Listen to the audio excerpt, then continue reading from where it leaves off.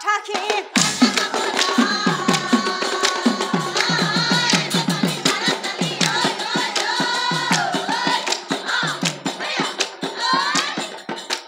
নানা কটু কথাখি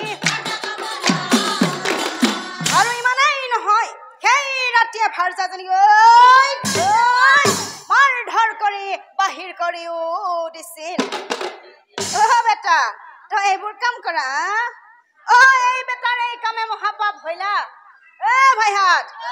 ইয়াক ধৰ আৰু এই গৰম তেলত বহাই থ বেছি গাত মাংস নাই ধৰিব পাৰিব যা তাতে বহি থাক যা ভাইহাত এইবাৰ পিছে কাক নিবি এইবাৰ আমি এই বেটিক নেও দে এই বেটি মস্ত ঠগাই না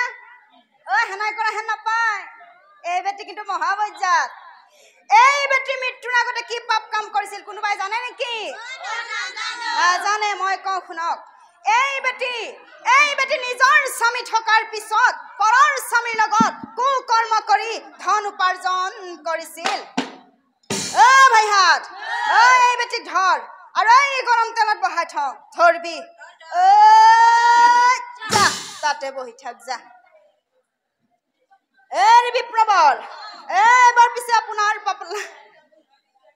আপুনি ৰজাৰ পুত্ৰক বলি দি মহাপাপ কাম কৰিছে কিন্তু বিপ্ৰবৰ আপুনি এটি পুণ্য কামো কৰিছে এটা জীৱনী ধন কৰি যজ্ঞৰ বলত হলেও আপুনি 100 জীৱ জন্ম দিছে গতিকে কিছু দিনৰ বাবে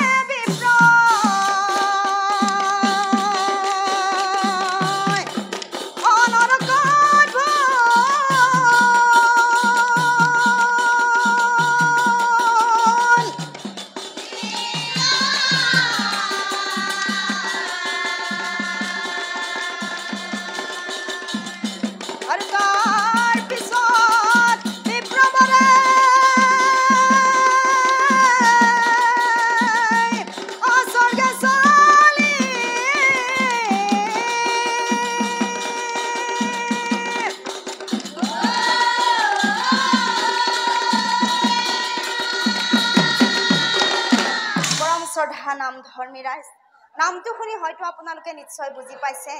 গতিকে কেতিয়াও যাতে এই তিনিটা ভুল আপোনালোকে নকৰে তাৰে আশালৈ আজিলৈ এৰিছো হৰি তোমাৰ চৰণে লৈলো শৰণ